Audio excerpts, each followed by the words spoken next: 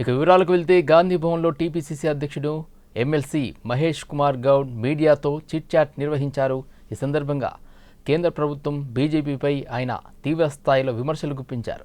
మీనాక్షి నటరాజన్ వ్యవహారంపై జరుగుతున్న పరిణామాలను ప్రస్తావిస్తూ ప్రజాస్వామ్య వ్యవస్థపైనే ప్రశ్నలు తలెత్తుతున్నాయని వ్యాఖ్యానించారు.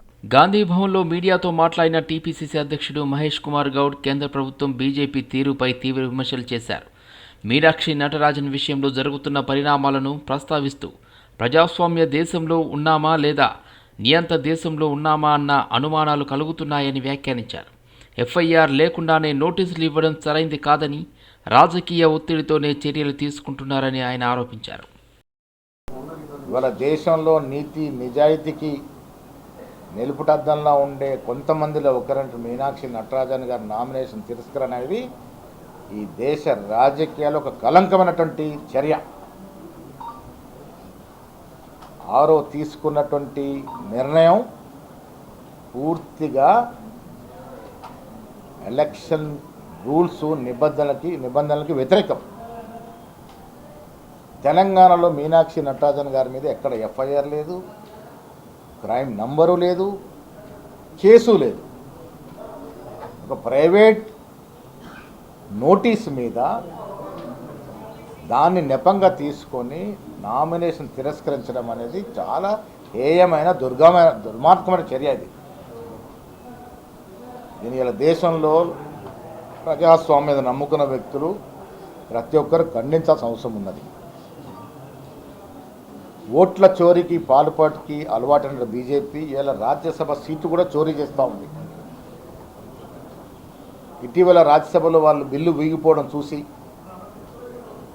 దేశం కింద మీదైనా పర్వాలే కానీ మాకు సీట్లు పెరగాలి రాజ్యసభలో అనే ఒక దుర్మార్గపు ఆలోచనతోని ఇలాంటి దుశ్చర్యలకు పాల్పడుతూ ఉంది. ఈ దేశంలో ప్రజాస్వామ్యం నమ్ముకున్న ప్రతి వ్యక్తి దీన్ని ఖండించాలి.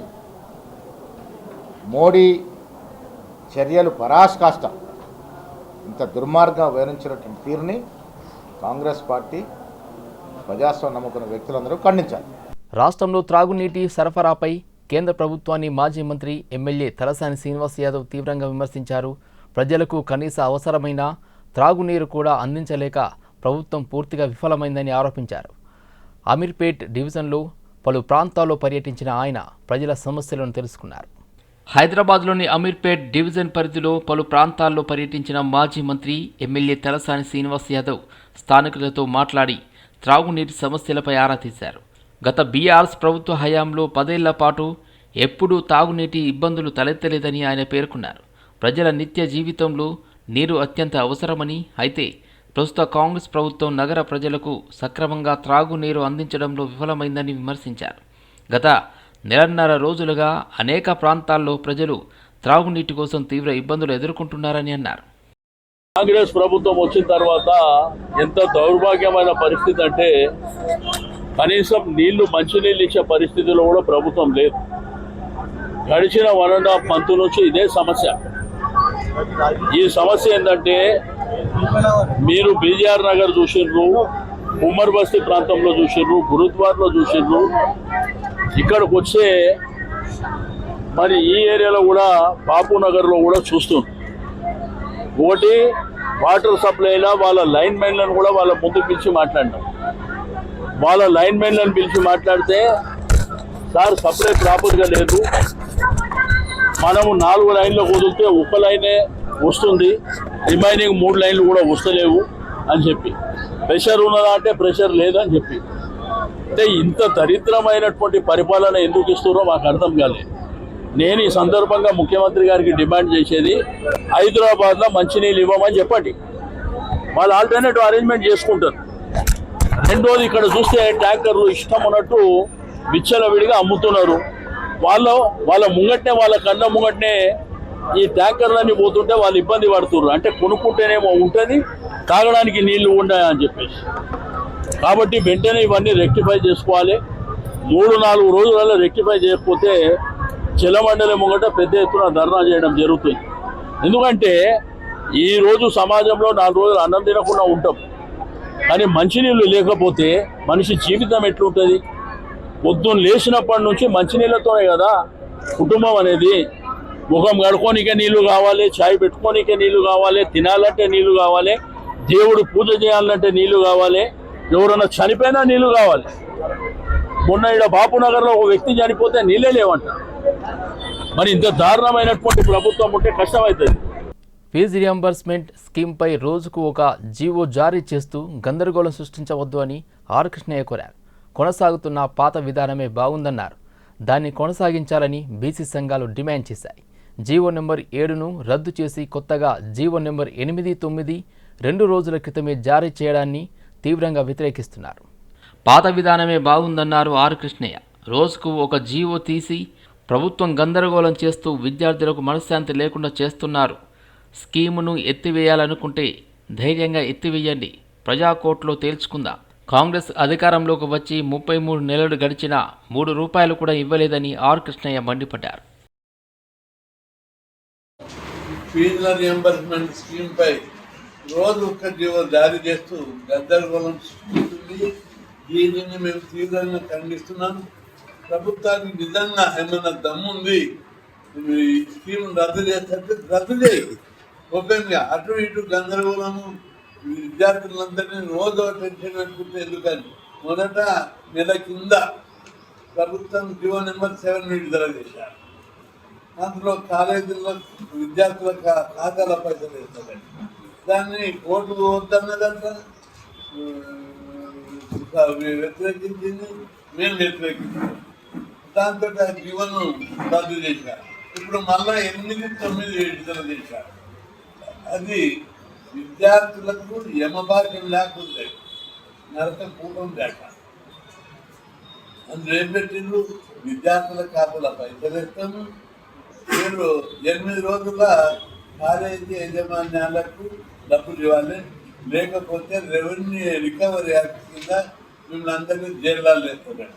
ప్రభుత్వం విద్యార్థులను జైళ్ళలో వేయడానికి నేను ఎన్నుకున్నారా? నేను తమాషా మజాకుందా ఏమనుకుంటున్నాను రెవెన్యూ ఈ ప్రభుత్వం? అందుకే ముఖ్యమంత్రికి నేను చెప్తున్నా, దీని మీద అఖిలపక్ష సమావేశం ఏర్పడింది, బీసీఎస్సీ సంఘాలతో ఏర్పడింది. మేము అనేక పోరాటాలు చేసి అనేక త్యాగాలు చేసి ఉద్యమాలు చేసి ఈ స్కీమ్ పెట్టించాం. ఈ స్కీమ్ వల్లనే అప్పటి ముఖ్యమంత్రి స్వర్గీయ రాజశేఖర రెడ్డి గారు మీద ఉన్న నమ్మకంతో 2వసారి కాంగ్రెస్ పార్టీ అధికారంలోకి వచ్చి ఈ సిస్టమ్ కొనసాగుతుంది. అయినప్పటికీ కూడా ప్రభుత్వం సిగ్గు ఏమి లేకుండా రోజుకొక విధానం, రోజుకొక కథ, ఒకరోజు ఒకటి చెప్తుంది, ఒకరోజు ఒకటి చెప్తుంది, ఒకరోజు రెవెన్యూ రికవరీ అంటుంది, మళ్ళీ నెలకు 300 ఇస్తామని చెప్తుంది. నీట్ ప్రశ్నపత్ర లీక్, అదేవిధంగా సిబిఎస్ఈ, ఓఎస్ఎం కుంభకోణం, ఎస్ఎస్సి, జీడీ నియామకాల్లో నెలకొన్న సమస్యలు, క్యూసెట్ పరీక్షల నిర్వహణలో జాప్యానికి నిరసనగా తెలంగాణ ఎన్ఎస్యుఐ అధ్యక్షుడు వెంకటస్వామి ఆధ్వర్యంలో ట్యాంక్ బండ్ వద్ద విద్యార్థి బచావో ఆందోళన్ చలో లోక్ భవన్ కార్యక్రమం నిర్వహించారు. ఇందిరాగాంధీ విగ్రహం నుండి ప్రారంభమైన ఈ ర్యాలీ కార్యక్రమంలో అఖిల భారత ఎన్ఎస్యుఐ అధ్యక్షులు వినోద్ ఖాతర్, తెలంగాణ కాంగ్రెస్ ఇన్ఛార్జ్ సచిన్ సవంత్, అదేవిధంగా ప్రభుత్వ whip MLC Balmuri Venkat, MP Anil Kumar Yadav, corporation chairman MA Faheem పాల్గొన్నారు. నాగర్ కర్నూలు పార్లమెంట్లో తెలంగాణ రాష్ట్రం ఏర్పడినటువంటి జూన్ 2వ తారీఖు నుంచి ఇది జూలై 2వ తారీఖు వరకు నాగర్ కర్నూలు పార్లమెంట్లో అన్ని మండలాలు, పెద్ద పెద్ద గ్రామాలు తిరిగి ప్రజలను చైతన్యవంతులు చేయాలనే కార్యక్రమంలో పార్టీలకు అతీతంగా ఈ కార్యక్రమాన్ని ఏర్పాటు చేయడం జరిగింది. ఈ మహనీయుల్లో ముఖ్యంగా రాజ్యాంగాన్ని రాసినటువంటి బిఆర్ అంబేద్కర్ గారు, మరి భారతదేశంలో 30 సంవత్సరాలు కేంద్రంలో మంత్రిగా, కేంద్రంలో ఉప ప్రధానమంత్రిగా పనిచేసినటువంటి జగ్జీవన్ గురించి, అదే రకంగా సంత్ సేవాలాల్ గారు లంబాడి వారి జీవితంలో వెలుగులు తీసుకొచ్చినటువంటి గొప్ప నాయకుడు సంత్ సేవాలాల్ గారు. వారి తర్వాత మన మహాత్మా జ్యోతిరావు పూలే గారు. ఈమె మహారాష్ట్రలో పుట్టి అప్పుడే ప్రశ్నించడం ద్వారానే మనుషుల్లో జ్ఞానం వస్తుంది, తెలివి వస్తుంది, మనం కూడా అందరిలాగా బతకొచ్చని ఒక బీసీ నాయకుడుగా ఆ రోజు పెద్ద ఉద్యమాన్ని చేశాడు ఆయన. అటువంటి నాయకుడి గురించి కొంత ప్రజలకు తెలియజేయాలని, సంతులు సేవాలాల గురించి ప్రజలకు తెలియజేయాలని, అదే రకంగా మనం పీసీ తర్వాత ఏపీజే అబ్దుల్ కలాం గారు మామూలు కుటుంబంలో పుట్టి భారతదేశానికి ప్రెసిడెంట్ గా వచ్చాడు. ఆయన ప్రెసిడెంట్ గా చేసి ప్రజలందరికీ ఆదర్శంగా ఉన్నటువంటి నాయకుడు అబ్దుల్ కలాం గారు. ఆయన గురించి కూడా ప్రజలకు తెలియజేయాలని, దాని తర్వాత ఆడవాళ్లు చదువుకోవాలని ఆలోచన చేసి మొట్టమొదటిసారి ఆడవాళ్ల కోసం స్కూల్ పెట్టినటువంటి నాయకురాలు సావిత్రిబాయి ఫూలే. తెలంగాణలో వెలువడుతున్న రాజకీయ సర్వేలపై TPCC general secretary Chenagani Dayakar తీవ్రస్థాయిలో విమర్శించారు. బోగస్ పేడ్ సర్వేలతో ప్రజలను తప్పుదోవ పట్టించే ప్రయత్నాలు జరుగుతున్నాయని ఆరోపించారు. రేవంత్ రెడ్డి మరోసారి ప్రజల ఆశీర్వాదంతో ముఖ్యమంత్రి అవుతారని ధీమా వ్యక్తం చేశారు. తెలంగాణలో ఇటీవల వెలువడుతున్న రాజకీయ సర్వేలపై TPCC general secretary Chenagani Dayakar స్పందించారు. తెలంగాణ ప్రజలు బోగస్ సర్వేలను, పేడ్ సర్వేలను ఎప్పుడూ నమ్మరని ఆయన అన్నారు. ఈ సర్వేల వెనుక బీఆర్ఎస్ వర్కింగ్ ప్రెసిడెంట్ కేటీఆర్ హస్తం ఉందని ఆరోపించారు. ముఖ్యమంత్రి రేవంత్ రెడ్డి ప్రజాపాలనతో రాష్ట్రాన్ని అభివృద్ధి పదంలో నడిపిస్తున్నారని, తెలంగాణ ప్రజల దీవెనలతో ఆయన రెండోసారి కూడా ముఖ్యమంత్రి అవుతారని విశ్వాసం వ్యక్తం చేశారు. తెలంగాణ రాష్ట్రంలో 2028 ఎన్నికల్లో ఒక paid survey, civic poll analysis committee CPAC survey అనేది ఈ మధ్యకాలంలో జూన్ 10వ తారీఖు రోజు బీఆర్ఎస్ పార్టీ అధికారం వస్తుంది, కాంగ్రెస్ పార్టీకి 22 స్థానాలు వస్తుందని చెప్పడం వెనకాల ముమ్మాటికి ఇది బీఆర్ఎస్ నాయకుల ప్రమేయంతోనే ఇలాంటి బోగస్ సర్వేలు, పెయిడ్ సర్వేల ద్వారా తెలంగాణ రాష్ట్రంలో అధికారంలోకి వస్తామనేది పిచ్చి ఆలోచనలు చేస్తూ ఉన్నారు. మరి నిజంగా జూబ్లీహిల్స్ ఎన్నికల్లో మీరు చెప్పిన కేకే సర్వే ఏమైంది, సిపాక్ సర్వేలు ఏమైంది? మీరు ఊహించని విధంగా, సర్వేలకు అందని విధంగా 50,000 పైచిలకు ఇవాళ కాంగ్రెస్ పార్టీ అధికారం వచ్చింది, కాంగ్రెస్ పార్టీ గెలిచింది అక్కడ. కాబట్టి ఈ సర్వేల ద్వారా తెలంగాణ ప్రజలను, కాంగ్రెస్ పార్టీ విజయాన్ని ఆపలేరు. మరి నిజంగా సర్వేలే నిజమైనప్పుడు ఇవాళ కేటీఆర్ ఎందుకు బస్సు యాత్ర చేస్తామంటున్నారు? మరి ఎందుకు కేసీఆర్ బస్సు యాత్ర చేస్తామంటున్నారు, కేటీఆర్ పాదయాత్రలు చేస్తామంటున్నారు? మరి ఎందుకు మీకు నిజంగా అంత భయాందోళన ఉంటే ఎందుకు మీరు ఇలాంటి ఆలోచనలు చేస్తూ ఉన్నారు? సర్వేలే నిజమైతే ఇవాళ 6 గ్యారంటీల పథకాలతోనే ప్రజాపాలనలో రేవంత్ రెడ్డి గారి నాయకత్వంలో, రేవంత్ రెడ్డి గారి చరిస్మలో మరొకసారి రెండోసారి కాంగ్రెస్ పార్టీ అధికారం రాబోతా ఉంది. దీన్ని ఈ యొక్క పేడు సర్వేలు కావచ్చు, ఇంకో లేకపోతే ఈ పిచ్చి సర్వేల ద్వారా కాంగ్రెస్ పార్టీ అధికారాన్ని ఇలాంటి ఏ శక్తి కూడా ఆపలేదు. అల్వాల్ పోలీస్ స్టేషన్ పరిధిలోని టెలికాం కాలనీలో విషాద ఘటన చోటు చేసుకుంది. గత రాత్రి కురిసిన భారీ వర్షాలకు ఇంటి ముందు పార్కు చేసిన కారుపై చుట్టూ కొమ్మలు విరిగి పడడంతో వాటిని తొలగించే క్రమంలో విద్యుత్ షాక్ తగిలి తండ్రి సందీప్, కూతురు రితిక మృతి చెందారు. బాధిత కుటుంబానికి న్యాయం చేయాలని స్థానిక నాయకులు డిమాండ్ చేస్తున్నారు. అంటే నిన్న నాకు వచ్చిన మా జాయింట్ సెక్రటరీ ఇన్ఫర్మేషన్ తోటి ఇట్లా వైర్ పడ్డది, ఏది పడ్డది అని చెప్పేసి అన్నారు. ఇమీడియట్గా పరిగెత్తి రావడం అయింది. ఆ లోపలనే ఈ కారు దగ్గర అమ్మాయి ఆల్రెడీ పడిపోయి ఉంది. వాళ్ళ ఫాదర్ ఏమో అటు పక్కన ఉన్నారు, వాళ్ళ మదర్ ఏమో అటు పక్కన నిలబడి ఉంది. అయితే మేము వచ్చైతే ఆ టైంకి అయితే పవర్ వాళ్ళని వీళ్ళని అంతా కాంటాక్ట్ చేసినా కానీ ఎవరు కూడా రెస్పాండ్ కాలేదు. అది చేస్తుండగా ఈ మాతో వచ్చినైతే ఆమెనైతే అప్పటి వరకు ఆపినాక 2 నుంచి 2-3 ఆ మధ్యలో మనకు అంబులెన్స్ వాళ్ళు వచ్చారు. మనం 108 నుంచి కంప్లైంట్ చేసినాము. అట్లనే వాళ్ళు వచ్చి తర్వాత వాళ్ళు ట్రాన్స్ఫార్మర్ ఆఫ్ చేసినాక తర్వాత మిగతా మేమంతా వెళ్ళి అదంతా బ్రాంచెస్ అంతా సెట్ చేసి తీయడం. అంతవరకు ఎవరు కూడా కరెంట్ వాళ్ళు రెస్పాండ్ కాదు. ఈరోజు వెంకటాపురం డివిజన్లో ఎంత పెద్ద దుర్ఘటన జరిగిందంటే, అంటే ఒక ప్రాణం విలువ ఏందనేసి అధికారులకు తెలుస్తుందో లేదో తెలియట్లేదు. మాన్సూన్ సీజన్ వస్తుంది, జాగ్రత్తగా ఉండండి అనేసి ప్రజలకు చెప్పడం కాకుండా వీళ్ళే ఒక 15-20 రోజుల ముందటి నుంచే ఇట్లా సీజన్ వస్తుంది అనేసి తెలిసిన ముందటి నుంచే వీళ్ళు కొంచెం జాగ్రత్త పడి వీళ్ళు ముందే చెట్లు కట్ చేయించడం అయినా, లేకపోతే ఈ వైర్లు ఎట్లాంటి పరిస్థితుల్లో ఉందని జాగ్రత్త పడి వీళ్ళు చూస్తుంటే ఈరోజు ఈ ప్రాణం పోయేది కాదు. ఈరోజు ఇక్కడ ఈ టెలికాం కాలనీలో అంటే ఈ వెంకటాపురం డివిజన్కి సంబంధించి ఒక బీజేపీ నాయకురాలుగా కాకుండా ఒక సామాన్య ప్రజలుగా నేను కూడా గత బుధవారం నాడు నేను ఒక కంప్లైంట్ పెట్టడం జరిగింది. ఈ చెట్టు ఎంత ఇదిగా ఉంది, ఆ వైర్ల మధ్యలో ఇదైందంటే ఈ ఎలక్ట్రిసిటీ డిపార్ట్మెంట్ కానివ్వండి, చెట్లు కొట్టే డిపార్ట్మెంట్ కానివ్వండి ఎవరు పట్టించుకోవట్లేదు. గాలి మనం వచ్చింది, వర్షం వచ్చింది. టెలికామర్ కాలనీలో చెట్టు కాలువ పడిపోయింది.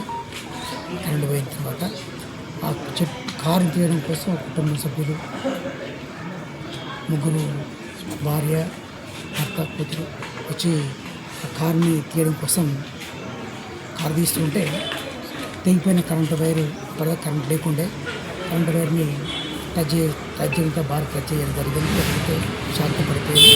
దాని తర్వాత కూతురు తండ్రి కలిసి కారు తీస్తున్నారు.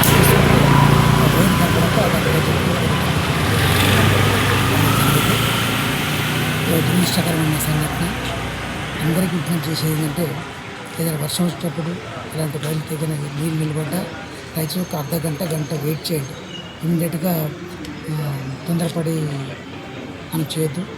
తొందరపడి చేసి తొందరపాటు వల్ల వాళ్ళు కారణం అనుకోవడం చూసుకోకుండా జరిగింది. ఈ సందర్భంగా ఆల్వాళ్ళ సరఫరా అందరికీ మేము చేస్తున్నాం. గవర్నమెంట్ తరఫున ఈ మాన్సూన్ పీరియడ్లో అన్ని డిపార్ట్మెంట్స్ కోఆర్డినేషన్ మీటింగ్ పెట్టుకోవడం జరిగింది. ఐఎస్ సదన్ వినయ్ నగర్లో భాగ్యనగర్ జిల్లా బీజేపీ అధ్యక్షుడు నిరంజన్ యాదవ్ ఆధ్వర్యంలో జరిగిన మీడియా సమావేశంలో పార్టీ నేతలు మాట్లాడుతూ మోదీ ప్రభుత్వం గత 12 ఏళ్లలో తెలంగాణకు లక్షల కోట్ల రూపాయల నిధులు కేటాయించి జాతీయ రహదారులు, రైల్వేలు, విద్యా సంస్థలు మరియు మౌలిక వసతుల అభివృద్ధికి పెద్దపీట వేశాయని తెలిపారు. ఈ రోజు వరకు 2.5 సంవత్సరాలు గడిచినప్పటికీ ఈ రాష్ట్రం లోపల ఎన్ని ఇళ్ళు నిర్మాణం జరిగినాయి, ఎంతమందికి ఇచ్చిననేటువంటి ఒక గణాంకాలు మన యొక్క మరి రేవంత్ రెడ్డి గారి యొక్క పాలనలో కూడా మనం చూస్తూ ఉన్నాం. అనేకమైనటువంటి యొక్క హామీలు, లెక్కలైనటువంటి హామీలు, 6 గ్యారెంటీలతో గద్దెనెక్కినటువంటి ఒక ప్రభుత్వం ఏ రోజు కూడా పేద ప్రజల యొక్క సంక్షేమాన్ని పట్టించుకోకుండా ఒకవైపు రైతు బంధు నిలిపివేసి, అదే రకంగా పేద ప్రజల సంక్షేమానికి ఈరోజు కేవలం 1-2 పనులు మినహా ఫ్రీ బస్ ఎవరికి అవసరం లేదు. ఈరోజు అవసరమైనటువంటి పనులకు వెళ్ళే వాళ్ళకి మరి బస్సులు దొరికేటువంటి పరిస్థితులు లేకుండా ఫ్రీ బస్ ఏర్పాటు చేసి ఈ దేశ ప్రజలను బానిసలుగా, ఈ రాష్ట్ర ప్రజలను బానిసగా మార్చేటువంటి సందర్భం మనందరం కూడా చూస్తాం. గిరిజన సంక్షేమం కోసం 1500 కోట్ల బడ్జెట్ కేటాయించిన ధర్తీ ఆబా జాతీయ గ్రామ ఉత్కర్ష్ అభియాన్ కింద 79 కోట్లు కేటాయించినటువంటి కేంద్ర ప్రభుత్వం. ప్రధానమంత్రి ఉజ్వల యోజన ద్వారా దేశవ్యాప్తంగా సుమారుగా 11 కోట్ల మందికి మహిళా ఉచిత గ్యాస్ LPG కనెక్షన్లు అందించడం.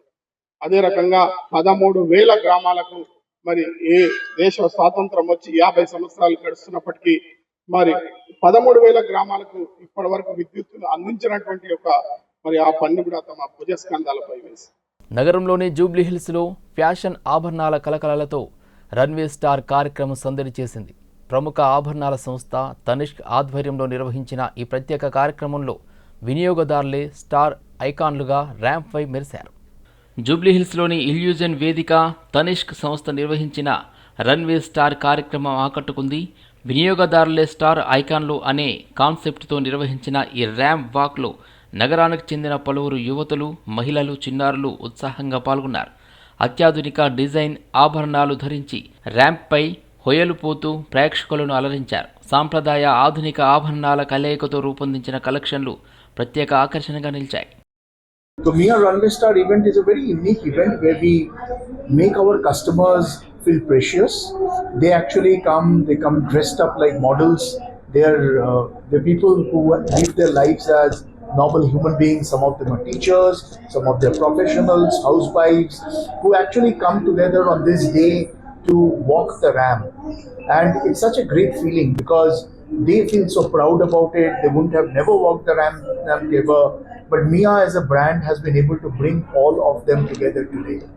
And in this age where, digitally everything is happening in the mobile, it really makes us proud to see that such a great experience is being created for our customers in Hyderabad today. We are making them feel precious every day. Mia by itself is a 14-carat natural diamond jewelry brand, which is design differentiated, which has got products which are so beautifully designed. Pending బిల్లుల చెల్లింపుల కోసం రాష్ట్ర వ్యాప్తంగా కాంట్రాక్టర్లు ఆందోళనకు సిద్ధమవుతున్నారు.